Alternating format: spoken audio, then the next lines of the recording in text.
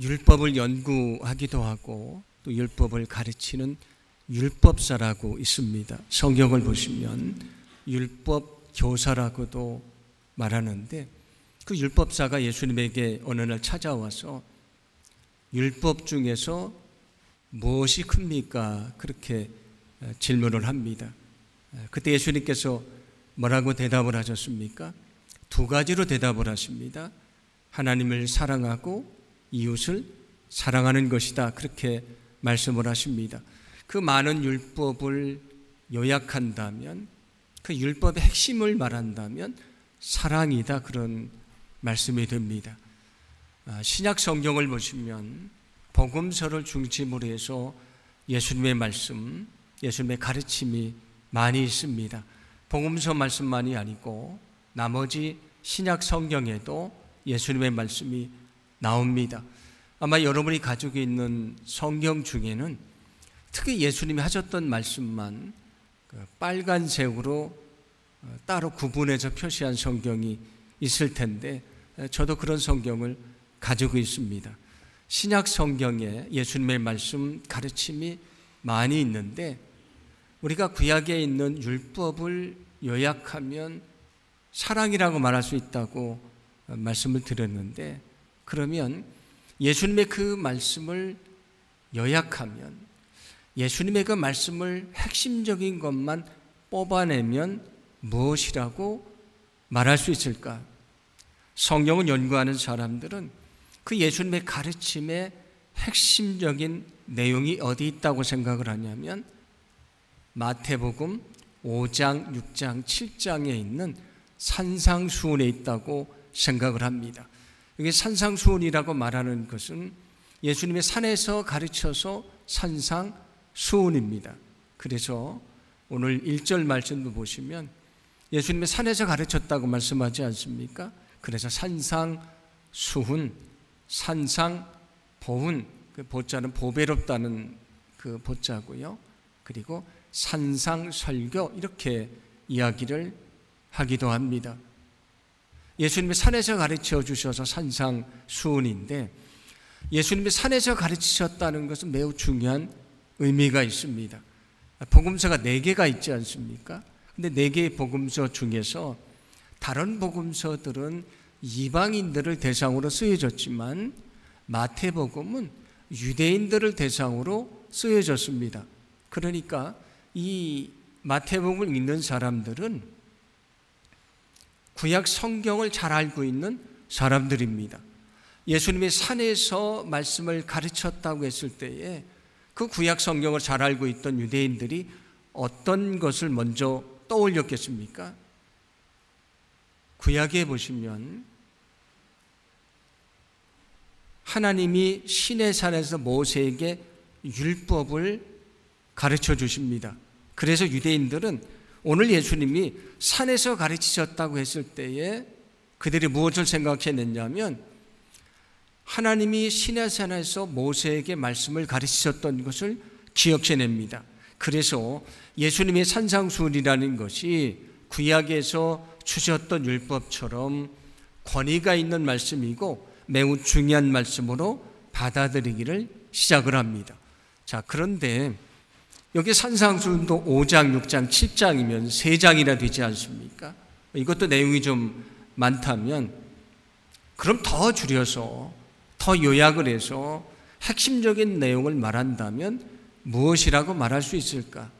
성경을 연구하는 사람들은 마태복음 5장 1절부터 12절에 나오는 팔복의 말씀이 예수님의 말씀의 핵심이 들어있고 그것이 예수님의 가르침의 요약이라고 말합니다. 이 팔복이라는 것은 그 8가지 마음을 통해 주시는 축복을 말씀해 주십니다. 그런데 여기 그 마음은 누구의 마음이냐면 예수님의 마음이고요. 여기 성품은 우리가 닮아야 될 예수님의 성품을 말하는 것입니다. 그래서 오늘부터 팔복에 대한 말씀을 좀 나누려고 하는데 우리가 팔복의 말씀을 나누는 가운데 우리의 마음이 예수님의 그 마음을 담게 되고요, 예수님의 성품을 담는 그런 귀한 시간이 될 줄로 믿습니다. 여기 8가지 복을 말씀하시는데 사실 우리는 8가지 말씀을 들으면서 몹시 당황스럽습니다. 왜냐하면 우리가 생각했던 복하고 예수님의 말씀하신 이 축복에 대한 말씀은 전혀 다르기 때문입니다. 세상 사람들은 복이라고 하면 어떤 것을 생각합니까? 많은 것을 가지는 것, 많은 것을 누리는 것이 복이라고 생각합니다. 그런데 여기 팔복의 말씀은 그와 전혀 다른 것입니다. 많은 것을 가지는 것이 아니고 많은 것을 내려놓는 것입니다. 많은 것을 누리는 것이 아니고 포기하는 것이고요, 우리 자신을 희생하는 것에 진정한 축복이 있다는 것을 말씀해 주십니다. 우리가 팔복의 말씀을 통해서 정말 주님이 주시는 축복이 무엇인지 우리가 생각해 보고 그 축복을 누리게 되는 그런 귀한 역사도 있게 될 줄로 믿습니다. 팔복의 첫 번째 말씀인데 오늘 3절입니다. 제가 봉독해 드립니다. 심령이 가난한 자는 복이 있나니 천국이 그들의 것이미요. 아멘. 여기 심령이 가난한 자가 복이 있다고 말씀을 합니다. 여기 심령이라는 것은 히라보 푸뉴마라는 단어가 쓰였습니다. 여러분들 많이 들어보신 단어인데 영이라고 하는 뜻이 있고요, 또 어떤 뜻이 있냐면 우리의 마음이라는 뜻이 있습니다. 그런데 오늘 성경은 어떤 뜻으로 쓰였냐면 마음이란 뜻으로 쓰였습니다.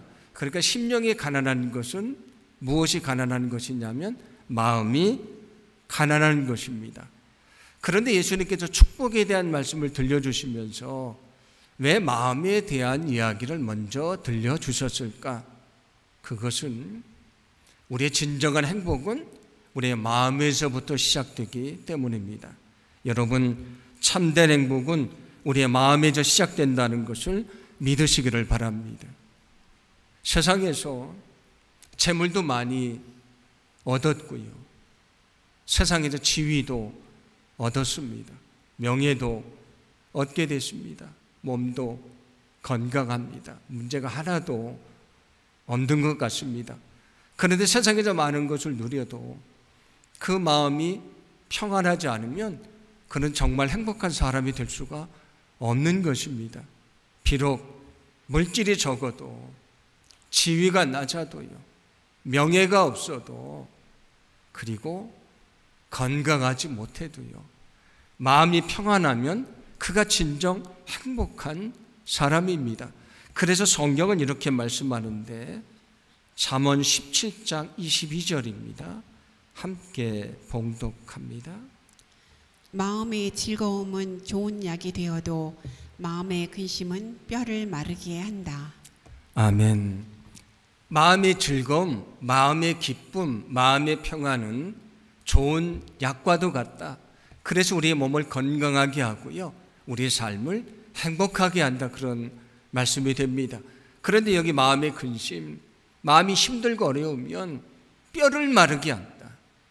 우리의 몸을 병들게 하고요, 우리가 세상을 살아가는데 삶 속에서 진정한 행복을 누리지 못하게 된다, 그런 말씀이 됩니다. 그러므로 여기 아주 중요한 것이 있습니다. 여러분, 우리의 삶의 상황은 늘 변하게 되어 있습니다. 오늘은 건강한데 내가 내일은 아플 수 있습니다. 오늘은 내가 부유했는데 내일은 그 많은 것을 다 잃을 수도 있습니다. 오늘은 내가 영광을 누렸는데 하루아침에 그 영광이 사라질 수도 있습니다. 우리의 삶의 상황은 늘 변하게 되어 있습니다. 그런데 그것 때문에 우리 마음도 흔들리고 마음이 연약해지면 우리가 행복을 누릴 수 없다는 것입니다. 삶의 상황은 바뀌지만 우리의 마음이 견고할 때에, 마음이 흔들리지 않을 때에, 그 가운데 평안을 누릴 때에 우리가 진정 행복할 수 있다는 것을 믿으시기를 바랍니다. 그래서 성경은 우리에게 이렇게 말씀을 합니다. 잠언 4장 23절인데 제가 봉독해 드립니다. 이 세상엔 지켜야 할 것도 많지 하나 그 무엇보다도 내 마음을 지키거라. 내 마음을 지키는 것이 생명에 이르는 길이다. 사람을 살리는 길이다. 아멘. 무엇을 지키라고요? 너희의 마음을 지켜라. 너희가 지금 건강하지 않을 수도 있지만 마음을 지키면 행복할 수 있다. 너희가 많은 재물을 잃었지만 만약에 마음을 지키면 여전히 행복할 수 있다. 너희의 삶의 상황은 변했지만 마음을 지킬 수 있다면 그는 진정 행복할 수 있는 것이라고 말씀해 줍니다. 그래서 오늘 성경은 마음을 지킬 때 얻게 되는 축복이 뭐라고 말씀합니까? 천국을 소유하게 될 것이다. 우리가 미래에 가게 될 천국을 소망하면서 이 땅에서 천국의 기쁨을 누리며 살아가는 사람들이라고 말씀을 드렸습니다. 누가 그 천국의 기쁨을 누릴 수 있는가? 오늘 성경이 말씀하고 있는 것처럼 삶의 상황이 바뀌어도 믿음이 흔들리지 않는 사람입니다. 우리가 주님 안에 견고한 마음, 그 마음을 갖게 될 때에 우리의 삶의 상황이 때로는 우리를 힘들게 하고 우리의 삶의 기반을 흔들게 하지만 그러나 우리는 그 가운데서 진정한 행복을 누리게 될 줄로 믿습니다. 그래서 세상에 주님을 알지 못하는 사람들도요 그런 얘기를 합니다. 정말 마음이 기쁘면 천국과 같다 그렇게 얘기를 하고요. 만약에 마음이 정말 힘들면 내가 정말 지옥과 같은 시간을 보내고 있다고 얘기를 합니다. 오늘 성경은 우리에게 누가 저 천국의 기쁨을 맛보며 살 수 있는가? 삶의 상황이 바뀌지만 그 마음이 오직 주님을 바라보고요. 그리고 그 마음이 흔들리지 않고 평안할 때에 그가 그 천국의 기쁨을 누리게 된다는 것을 믿으시기를 바랍니다. 그러므로 소망하기는 여러분이 어떤 삶의 어려움에 있든지 늘 주님을 바라보시고 주님이 주시는 평안이 저와 여러분 안에 넘치기를 간절히 원합니다. 그때에 우리가 어떤 어려움이 찾아와도요 정말 주님이 주시는 진정한 행복을 누리는 그런 귀한 삶을 살게 될 줄로 믿습니다. 오늘 성경은 마음이 가난해야 된다고 말씀을 합니다. 이게 가난하다는 것은 무슨 뜻일까? 히라보에 가난을 의미하는 단어가 두 개가 있는데 하나는 페나스라는 단어가 있습니다. 이것은 어떤 뜻이냐면 가난한데 여전히 일할 수 있는 건강도 있고요 힘도 있는 것을 말합니다. 비록 내가 가난하지만 매일매일 일하면서 그래도 살 수 있는 상황을 말합니다. 일반적인 가난을 의미하는 단어입니다. 그리고 또 어떤 것이 있냐면 푸토카스라고 하는 단어가 있는데 이것은 어떤 가난을 말하냐면 가난한데 그는 일할 수 있는 힘이 하나도 없습니다. 자기 힘으로 돈을 하나도 벌 수가 없는 거예요. 오늘 누가 그에게 먹을 것을 주지 않고 그를 도와주지 않으면 그 하루를 살 수가 없는 것입니다. 성경에 보면 앉은 맹이가 구걸을 하고 맹인이 구걸을 하지 않습니까? 구걸하지 않으면 살 수 없는 극단적인 고난을 말하는 것이 푸토카스인데 오늘 성경의 가난은 바로 그 푸토카스를 말합니다. 예수님이 말씀하신 가난이 우리가 아무것도 할 수 없는 가난을 말했다는 것은 매우 중요한 의미가 있습니다. 여기에 가난한 것, 가난한 마음은 무엇을 말하냐면 우리가 주님 앞에 엎드려서 주님, 나는 아무것도 아닙니다. 나는 아무 능력도 없습니다. 나는 철저한 죄인입니다. 주님이 나를 도와주시지 않으면 나는 하루도 살 수가 없는 것입니다. 그 마음으로 주님을 바라보는 것이 여기 가난한 마음입니다. 여러분, 영적인 가난은 우리의 연약함을 인정하고 오직 주님만 의지하는 것임을 기억하시기를 바랍니다. 오늘 성경이 말씀하시는 것이 바로 그것입니다. 우리가 주님을 알기 전에는 내 힘으로 살았습니다. 내 생각으로 살았습니다. 내 욕심을 위해 살았습니다. 내가 세상에서 죄를 지면서도 죄인지를 모르고 살았습니다. 그런데 우리가 주님을 알게 되면 어떻습니까? 우리가 얼마나 주님 앞에서 무지한지, 얼마나 무능한지, 얼마나 철저하게 죄인인지를 알게 됩니다. 그 마음으로 주님 앞에 엎드려서 주님이 나를 도와주시지 않으면 나는 살 수 없다고 부르짖는 마음이 가난한 마음입니다. 그런데 이 마음은 예수님의 제자가 되기 위해서 필요한 마음이라고 말씀해 주셨습니다. 예수님이 참된 제자에 대해서 말씀하실 때 첫 번째가 무엇입니까? 자기를 부인하는 것입니다. 오늘 성경이 말씀하는 가난한 마음은 바로 자기를 부인하는 것을 말합니다. 전에는 내 생각대로 살았는데 그 생각을 내려놓는 것입니다. 내 욕심대로 살았는데 내 욕심을 내려놓는 것입니다.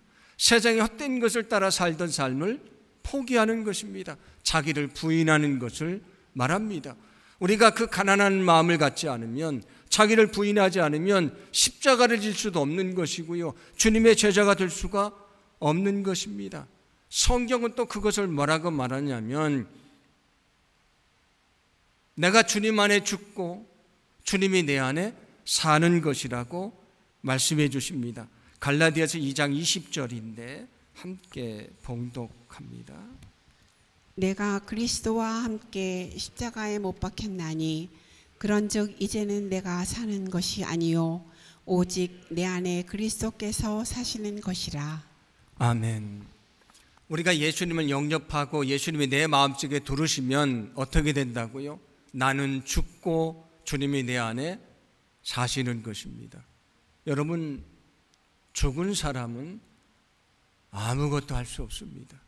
내가 주님을 믿고 구원받아 하나님의 자녀가 된다는 것, 주님을 내 인생의 주인으로 모신다는 것은 뭘 말하냐면 내가 주님 안에 철저하게 죽는 것을 말합니다.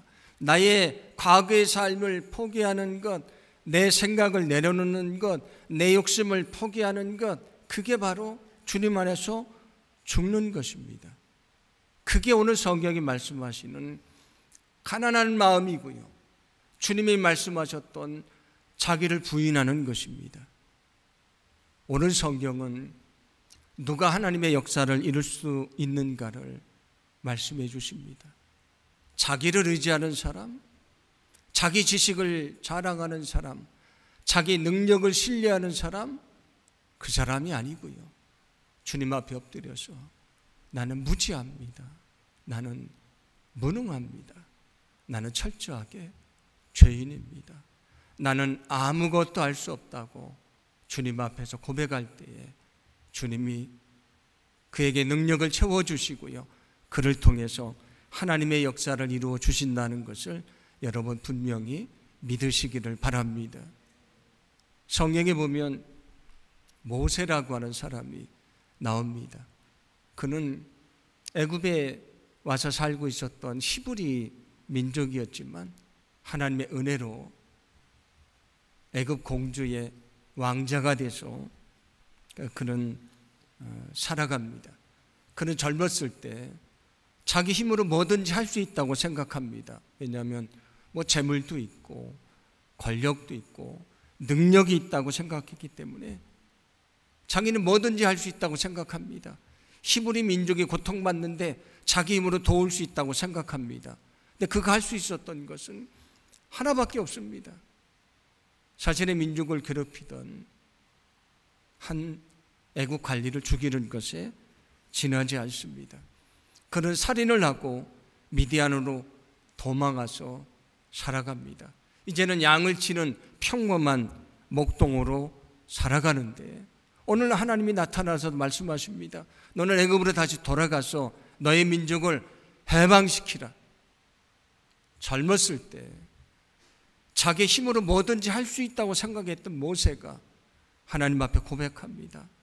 내가 누구이기에 그 일을 할 수 있습니까? 나는 그 일을 할 수 없는 연약한 자라고 인정을 합니다.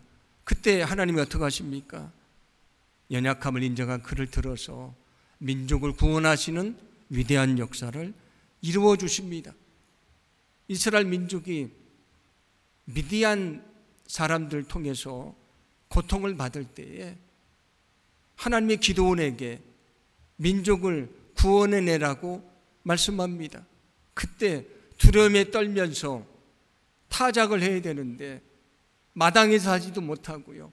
그 포도주를 만드는 그 틀에 숨어서 거기서 타작을 하던 기드온에게 민족을 구원하라고 말씀하십니다. 그런데 기드온이 뭐라고 말합니까? 나는 지극히 약하고 작은 사람입니다. 나는 지극히 약하고 작은 사람인데 내가 어찌 그 일을 합니까? 그런데 자기의 연약함을 인정할 때에 하나님의 그를 들어서 민족을 구원하십니다. 이사야 선지자에게 하나님의 말씀을 전하라고 하십니다. 이사야 선지자가 뭐라고 말합니까? 나는 입술이 부정한 사람입니다. 나는 철저하게 죄인입니다. 그런데 어찌 내가 그 입술로 하나님의 말씀을 전할 수 있습니까? 근데 하나님이 어떻게 하십니까? 그의 입술을 정결하게 하시고요, 그를 위대한 사역자로 사용해 주십니다. 베드로가 주님을 만났을 때 했던 처음 고백이 무엇입니까? 주여 나를 떠나소서, 나는 죄인입니다. 나는 철저하게 죄인입니다. 그렇게 하나님 앞에 그가 고백합니다. 그런데 철저하게 고백했던 그 고백을 들으시고요, 주님을 그를 위대한 주님의 제자로 사용해 주십니다. 성경에서 말씀하는 마음이 가난한 것, 영적으로 가난한 것은 나의 연약함을 인정하고요, 오직 주님만을 의지하는 것을 말합니다. 우리는 늘 주님을 의지한다고 말하면서도 여전히 내 지식에 따라서, 내 힘을 가지고, 내 욕심에 따라서, 내 방법대로 세상을 살려갈 때가 많이 있습니다. 그런데 가난한 마음을 갖는다는 것은 그 모든 것을 포기하는 것을 말합니다. 그리고 주님이 도와주시기를 간절히 기대하는 것입니다. 우리가 그 가난한 마음을 품을 때에 그때 우리를 통해 역사하시는 하나님의 큰 능력을 우리가 보게 될 줄로 믿습니다. 제가 전에도 말씀을 드렸었는데, 배 중에서 노를 저어가는 배가 있습니다. 사람의 힘으로 가는 배인데 강 정도는 건널 수 있겠지만, 그러나 저 큰 바다를 건널 수는 없습니다. 왜냐하면 자기 힘으로 가다가 금방 지쳐버리기 때문입니다. 그런데 돛담배는 어떻습니까? 그 돛을 세워서 불어오는 바람에 자기를 마칩니다. 그러면 그 바람의 힘으로 넓은 바다도 건너갑니다. 주님이 우리에게 원하시는 가난한 마음이 바로 돛담배와 같은 마음입니다. 내 힘으로 살려고 하던 것을 포기하고 하나님을 의지하고 내어 맡기는 것을 말씀하는 것입니다. 그런데 중요한 것은 내가 내 힘으로 하려고 할 때 주님은 가만히 계시지만, 그러나 내 힘으로 하려고 하는 것을 멈출 때 그때 주님이 일하기 시작하신다는 사실입니다. 우리가 늘 주님 앞에서 나의 연약함을 인정하고, 우리가 죄인됨을 인정하고, 우리가 진심으로 주님을 의지할 때에 그때 우리를 통해서 일하시는 그런 하나님의 능력을 보게 될 줄로 믿습니다. 나를 의지했던 우리의 생각들을 내려놓고 정말 가난한 마음을 가지고 하나님의 도우심을 간절히 구하기를 소망합니다. 마치 구걸하는 사람이 지나가는 사람에게 간절히 도와주기를 기대하는 것처럼, 저와 여러분이 그 마음을 가지고 하나님 앞에 기도할 때에 거기에 하나님의 큰 역사가 있게 될 줄로 믿습니다. 누가복음 18장을 보시면 거기 두 사람의 기도가 나옵니다. 바리새인과 세리의 기도입니다. 바리새인이 어떻게 기도합니까?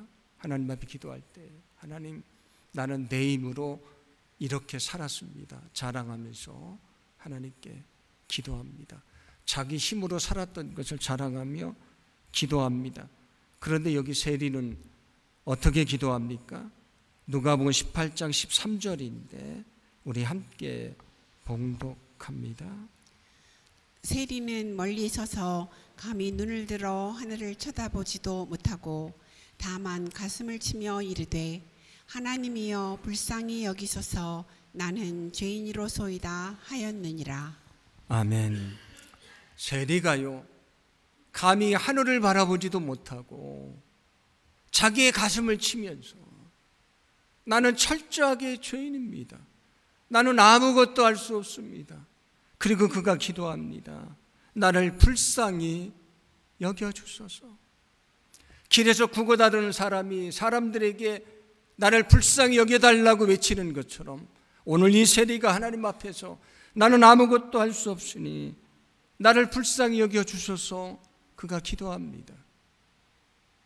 성경을 보시면 자기의 힘으로 살았던 것을 자랑했던 바리새인이 아니고요, 여기 가슴을 치며 통곡하며 하나님의 도우심을 간구했던 세리가 의로운 사람이라고 말씀해 주십니다.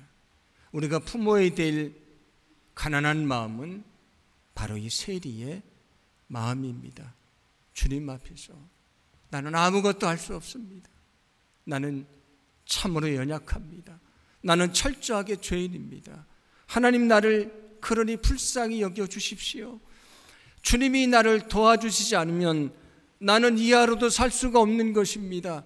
그렇게 간절하게 외치는 그 세리의 그 마음이 저와 여러분의 마음이 되기를 간절히 소망합니다.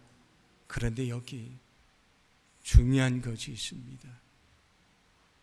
우리가 가난한 마음을 가지면서 모든 것을 다 버렸습니다. 그런데 그때 주님은 아무것도 없는 우리의 가난한 마음에 하나님의 풍성한 은혜로 축복으로 채워주십니다. 그래서 오늘 성경은 그 가난한 마음에 주님이 은혜로 채워주시고 축복으로 채워주시니 그가 복된 사람이라고 말씀을 합니다. 우리는 더 많은 것을 얻으면 행복하다고 말하지만 그렇지 않습니다. 오히려 우리 자신을 비울 때에 거기에 진정한 행복이 있다는 것을 믿으시기를 바랍니다.